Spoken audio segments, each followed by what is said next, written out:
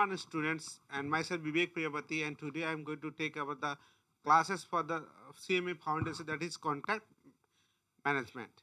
So basically, the business, this subject. What is the subject? What is the name of the subject? I think you understand what is the name of the subject. You know, okay. What is the part of the subject? Suppose you are going to do the CMA. Okay, so CMA you have a pursuing, then you do know the business law and communication. So the Contract Act is the part with the business law and business communication. So business law, why it is important of the business law? So what are the topic to be covered in the business law CMA Foundation? I am going to cover all the things. So basically this is study material and the study material I can going to cover all the detail about the fundamental or the business law. Okay, so this topic today I have covered the first topic. So today I am going to cover the topic that is contract management. So contract management is the very much important chapter, and you can find anywhere in this topic more number. So weightage is also very good. So Contract Act I am going to cover today. So the lecture will be mix both Hindi and English. मैं दोनों ही पढ़ाऊँगा आपको हिंदी और English में. I will try to cover all the subject and concept, so your concept will be clear. So Indian contract act. So basically Indian contract act कौन है भाई? Indian contract act 1872. So Indian Contract Act 1872, and in this chapter I am going to cover all the detail about the Indian Contract Act, all the this thing, essential element of valid contract, type of contract, offer, acceptance, void, voidable agreement, consideration, okay, then no consideration, no contract. बहुत important chapter है ये no consideration no contract में तो बहुत exam में आता ही है. Suppose आप बीकॉम कर रहे हो तभी ये आएगा, सीएमए फाउंडेशन कर रहे हो तभी ये आएगा. सीएस सीएमए सीएस के लिए जो है ये बहुत ही इंपॉर्टेंट टॉपिक है, मैं पूरा कवर करूंगा. देन कैपेसिटी ऑफ पार्टी, ये सब एक एक चैप्टर है, समझ में आया. Then quasi contract, then preference, then performance of the contract, then guarantee, please, agent, then e-contract, discharge of contract, then breach of contract. So these are the all the topic which is covered in the Indian Contract Act. So Indian Contract Act जो हम लोग पढ़ेंगे आज. तो first essential element and type of contract. So कोई भी चीज़ होता है ना, जैसे कॉन्ट्रैक्ट है तो उसका एसेंशियल एलिमेंट क्या है और क्या क्या इसमें हम लोग कवर करेंगे.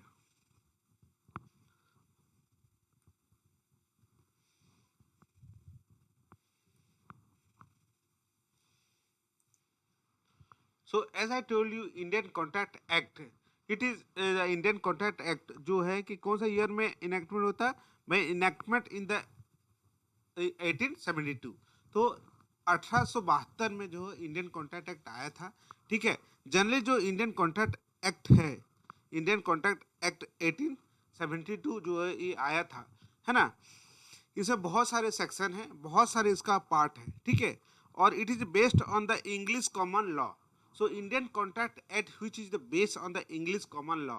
सो इंग्लिश जो है कॉमन लॉ से ही इंडियन कॉन्ट्रैक्ट एक्ट जो आया हुआ है 1872. सो इंडियन कॉन्ट्रैक्ट एक्ट का जो है जनरली 4 पार्ट में इसको डिवाइड किया गया है. Indian contract act are divided into 4 parts. So what are the different part? Means if you talk about the parts means there is section. So section 1 to 75. तो जो है सेक्शन 1 से 75 जो है it deal with the law related to general principle of contract. So general principle of contract it cover about section 1 to 75. So law relating to general principle of contract it covered in the section 1 to 75. Total 238 sections are there in the Indian Contract Act. So कितना section अभी Indian contract act में? एक multiple question आ सकता है. So what are the total number of sections in the Indian Contract Act? That is section 1 to 238. So one total 238 section has been divided into 4 parts. Then Indian Partnership Act was earlier the part of Indian Contract Act. जो पहले जो है partnership act Indian contract act का part होता था, but उसको बाद में सेपरेट एक्ट पास कर दिया गया. ठीक है, तो 1 से लेकर 75 जो है जनरल प्रिंसिपल ऑफ कॉन्ट्रैक्ट के बारे में बोलता है। Law relating sale of goods act 76 से लेके 123 बोलता है। So section 76 to 123 deal with the law of sale of goods act. I hope this is clear to you.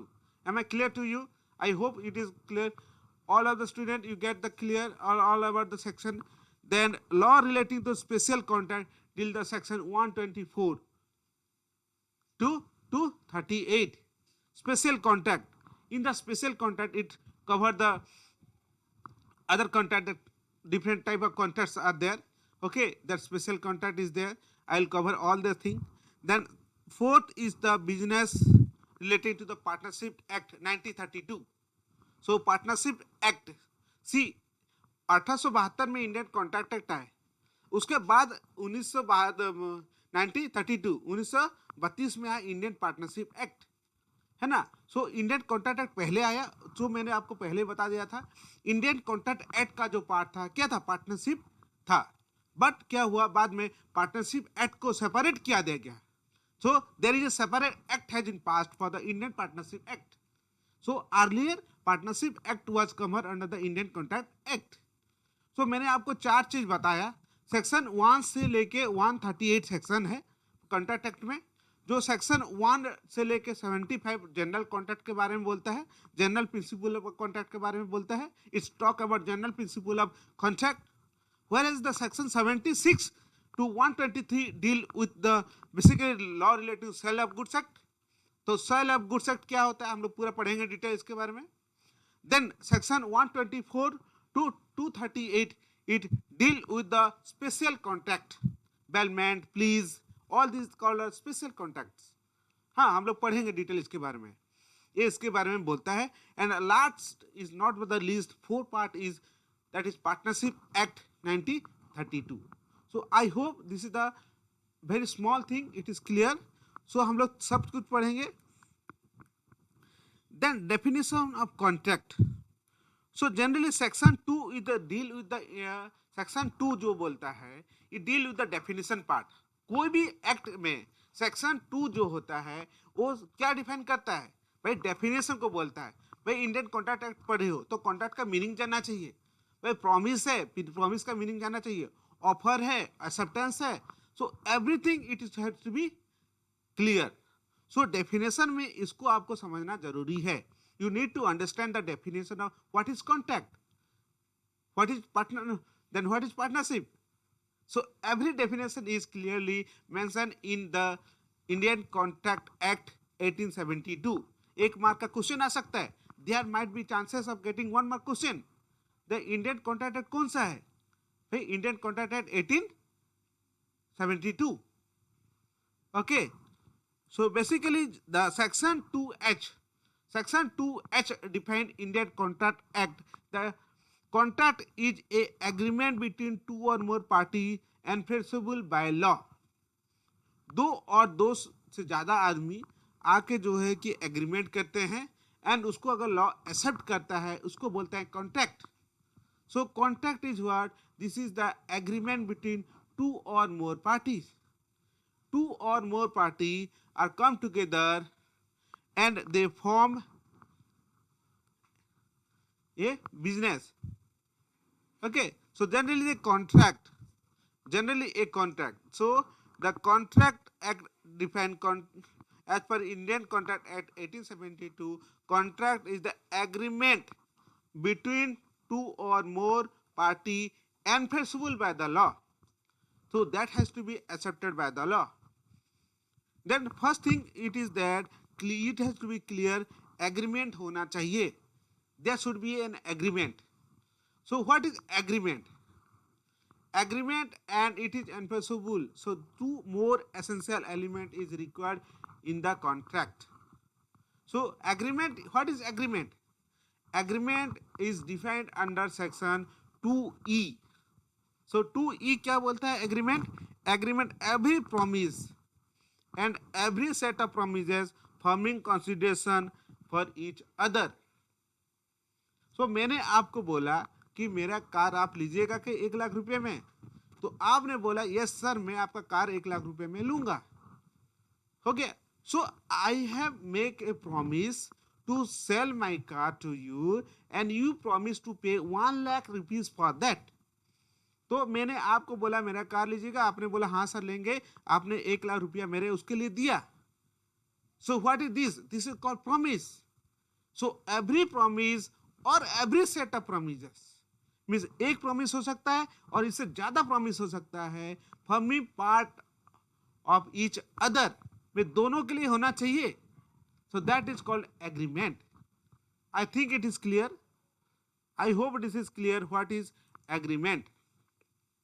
So contract means it is two part agreement and enforceable by the law. Then section 2B. Section 2B, what is the proposal? What is the proposal? Proposal मतलब क्या होता है?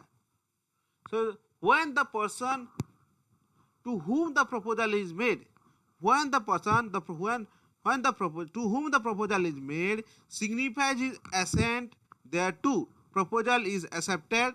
The proposal when accepted it become contract. जैसे मैंने आपको बोला कि मेरा कार आप लीजिएगा क्या, एक लाख रुपये में, आपने बोला yes sir I am agree with that. So your acceptance you have given, yes I am agree with this. The proposal what you have given sir, I am agree with that. So what is that? That is called contract. That is called contract. So promise one person means two person, promiser and promisee, offerer and offeree. I offer you, so I am the offerer, you are the offeree. So I have offered something to you, then you have accept that. That is called contract. Am I right? And there should be a consideration. You don't forget that. आप भूलिएगा नहीं कि इसमें consideration भी बहुत essential part होता है. So what is that consideration? Consideration is the amount to be paid or paid. It may be present, past and future. We will cover that. हम लोग पूरा डिटेल पढ़ेंगे, consideration का पूरा चैप्टर है. Am I right? Am I clear? Then it has to be acceptable by the law. And another essential agreement that turn the agreement the mind of the party, then every party has to give their consent. Okay, the consent should be clear.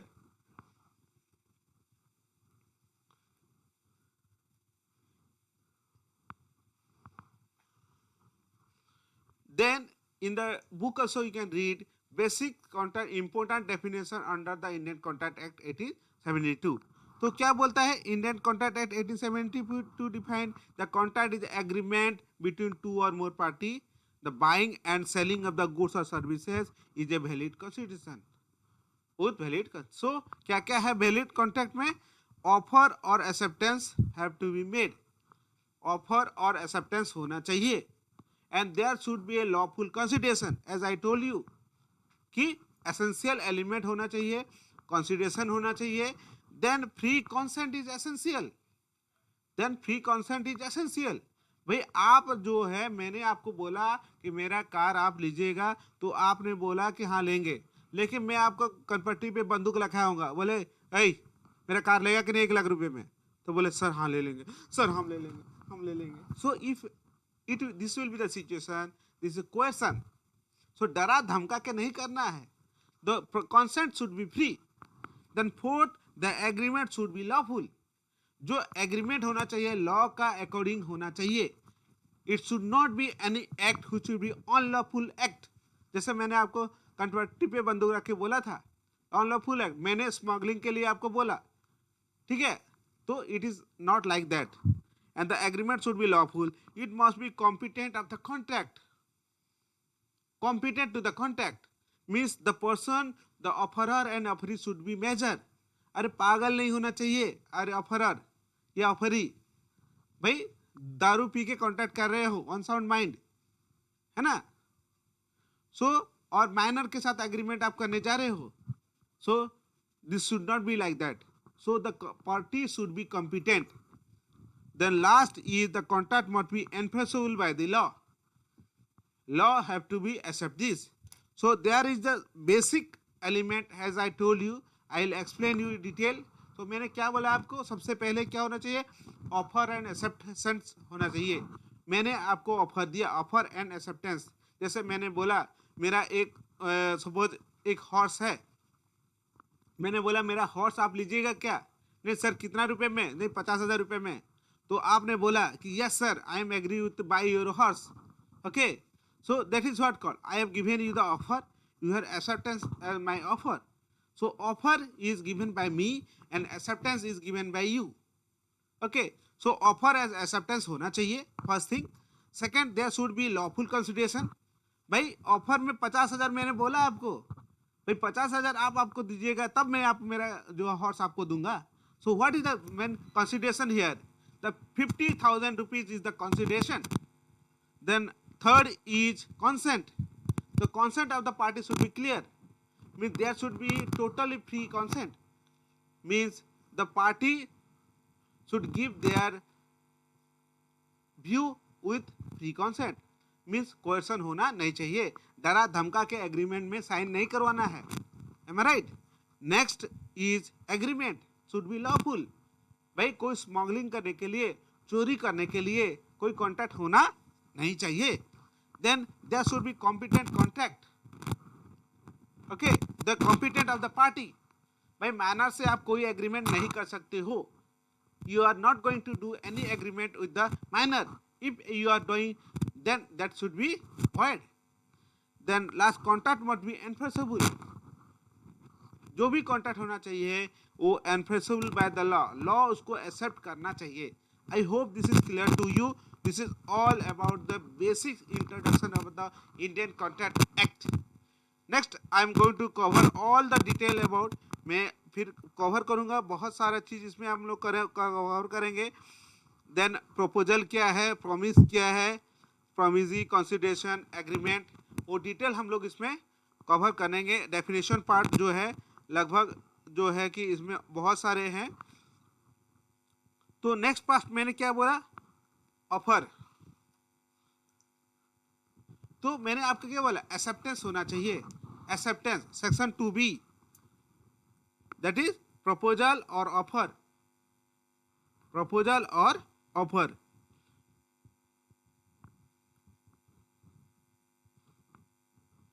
तो proposal और offer, when one person signifies his another willingness to do abstain from doing anything or abstain or that such absence is said to be made proposal. तो proposal मतलब होता क्या है भाई, proposal का simple meaning है कि मैंने आपको बोला मेरा कार लीजिएगा या मेरा हॉर्स लीजिएगा, तो आपने उसको एक्सेप्ट किया, है ना। अच्छा ये भी हो सकता है मैं कोई एक्ट नहीं करने के लिए भी आपको पैसा दे सकता हूँ, एग्रीमेंट हो सकता है। जैसे मैं अभी ट्यूशन पढ़ा रहा हूँ यहाँ पर, आप मेरे बहुत अच्छे स्टूडेंट हैं, तो मेरे बगल में क्या आप पास हो गए CMA, और क्या क्या आपने कोचिंग सेंटर मेरा जो कोचिंग सेंटर का सामने खोलना चाहते हो, तो मैं बोला देखो तुम मेरा स्टूडेंट हो, मैं तुमको 50,000 रुपया दूंगा साल का, यहाँ पर कोचिंग मत खोलो। That is abstinent from doing. कोई चीज़ मैं आपको मना नहीं करने के लिए पैसा दे रहा हूँ, so that should be an agreement. So वो भी हो सकता है, दैट इज कॉल्ड प्रपोजल और offer. Then acceptance, section 2B, acceptance, the person to whom the proposal is made. मैंने आपको बोला तो आपको एक्सेप्ट करना है। X told Y to buy the car, so Y has to give the acceptance, not the some other party. So when the person, so अभी हम लोग क्या पढ़े हैं, डेफिनेशन जो है 2B, acceptance और promise. When the person to whom the proposal is made signifies his assent, there are two proposals said to be accepted. मैंने आपको बोला मेरा कार लीजिएगा, so me Vivek, suppose you are the one person X, so I told you to buy my car, so you accept that. Next, third is promiser or promisee, means the person who are giving the offer is called offerer or promiser, and promisee is the another person. Here I am the promiser and you are the promisee. The person making the proposal is called promiser. जो proposal बनाता है उसको प्रोमिजर बोला जाता है, and जो accept करता है उसको प्रोमिजी बोला जाता है या ऑफरी बोला जाता है। Same thing, promisee, offeree, offeror और प्रोमिजर। ठीक है, I hope this is clear to you. Then section 2D, 1 mark का क्वेश्चन आ सकता है। ओके, डेफिनेशन में मल्टीपल चॉइस आ सकता है आपको बहुत सारे ऑप्शंस में, तो आपको पूरा डेफिनेशन याद करना पड़ेगा सेक्शन के साथ। या मल्टीपल क्वेश्चन आ सकता है, सेक्शन 2B क्या डील करता है, 2A क्या डील करता है, 2C क्या डील कर सकता है। Then section 2D, section 2D is defined consideration. So consideration मतलब क्या होता है? कंसीडरेशन मतलब होता है मनी। सो अगर कंसीडरेशन नहीं होगा तो कॉन्ट्रैक्ट वैलिड नहीं होगा। बट डेफिनेशन में क्या दिया है?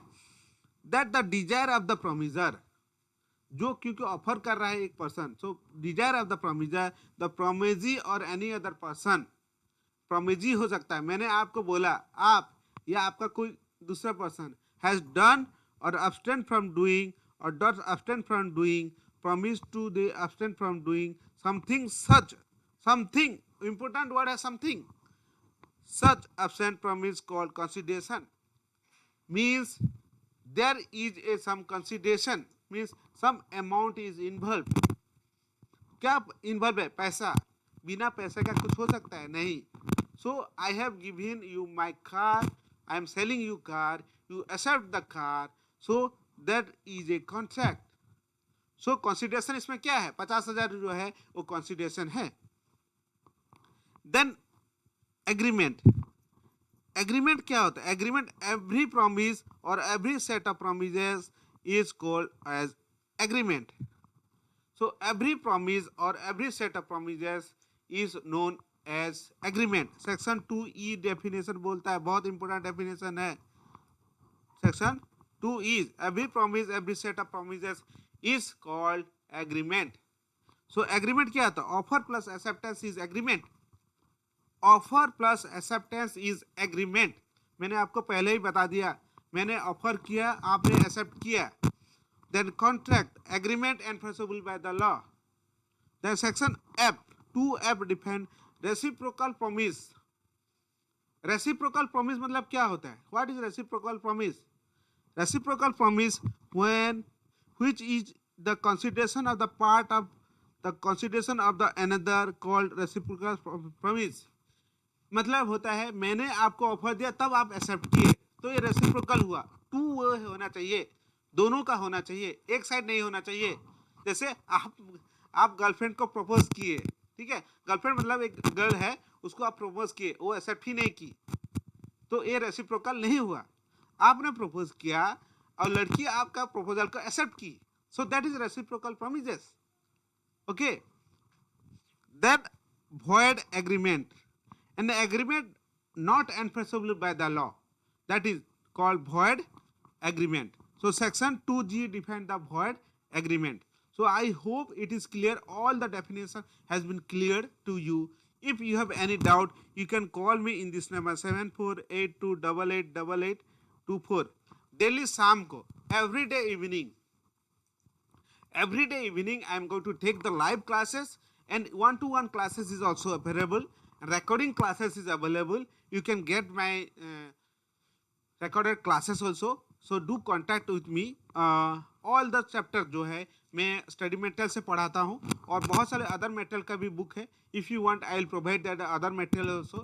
सो आपको कोई डाउट नहीं होगा, आप इजीली CMA फाउंडेशन कर सकते हो, आप CA और CS भी कर सकते हो। तो ये इंडियन कॉन्ट्रैक्ट एक्ट सेम है, कोई अलग नहीं है भाई। एक्ट तो सबके लिए समान होगा, everything will be equal, but you need your concept should be clear. Law में एक चीज़ हमेशा याद रखना भाई, कॉन्सेप्ट क्लियर रखना, डेफिनेशन याद करना पड़ेगा। ठीक है, आप एक बार दो बार पढ़ोगे, लेक्चर को सुनोगे, तो आपको समझ में आ जाएगा कैसे हुआ है क्या नहीं है। और डेफिनेशन देखिए, आपको अगर अच्छा मार्क लाना है तो आपको सेक्शन देना पड़ेगा, सेक्शन को आपको कोट करना पड़ेगा। If you are quoting the section then you will secure good marks. So it is essential that you should give all the section, जितना डेफिनेशन दीजिएगा था। और मल्टीपल क्वेश्चन भी आता है जनरली, तो आप तो फाउंडेशन कर रहे हो तो मल्टीपल क्वेश्चन भी आता है. So in that case you need to understand the concept and you write the section also. I hope it is clear to you. So I think we'll close this chapter today, basic about the Indian Contract Act. So आपने आज definition में बहुत सारा चीज़ मैंने आपको पढ़ा है study material का, इंडियन कॉन्ट्रैक्ट एक्ट का, है ना. सो इंडियन कॉन्ट्रैक्ट एक्ट में हम लोग पढ़े इंडियन कॉन्ट्रैक्ट एक्ट क्या है, 1872 है ना. उसमें 4 पार्ट जनरली होता है. मैंने 1875 जो होता है क्या डील करता है, principle of contract, and 76 to 123 deal with the law of sale of goods act, and 124 to 238 deal with the special contract, and section 4 deal with the partnership act 1932. और डेफिनेशन हम लोग पढ़े. देन बेसिस एसेंशियल एलिमेंट, तो हम लोग पूरा detail इसका एक एक चीज़ हम लोग कवर करेंगे नेक्स्ट पार्ट में. और हम लोग डेफिनेशन में बहुत सारे चीज़ पढ़े. प्रपोजल क्या है, प्रोमिजी क्या है, consideration, agreement, then reciprocal promises and void agreement. Next class में हम लोग पूरा डिटेल पढ़ेंगे. Essential element of valid contract, agreement क्या होता है, ऑफर क्या होता है, लॉ ऑफ कंसिडरेशन क्या होता है, ऑल डिटेल हम लोग पढ़ेंगे इसको. So thank you very much friend, thank you for watching. Okay, so I hope you enjoy this topic.